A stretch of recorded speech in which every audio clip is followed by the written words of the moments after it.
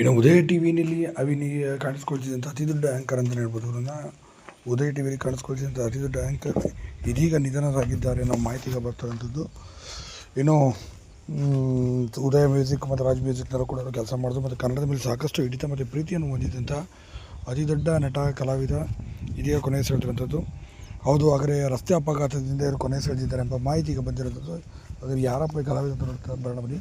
ಇವರು ಬೇರೆ ಯಾರಲ್ಲ, ಚಂದನ್ ಅವರು. ಹೌದು, ಚಂದನ್ ಅವರು ಇದೀಗ ವಿಧಿವಶರಾಗಿರುವಂಥದ್ದು. ಇನ್ನು ದಾವಣಗೆರೆಯಿಂದ ಸ್ನೇಹಿತನ ಮದುವೆ ಮುಗಿಸಿಕೊಂಡು ಮಧ್ಯರಾತ್ರಿ 2:30 ಸುಮಾರು ವಾಪಸ್ ಬರ್ತಿದ್ರು.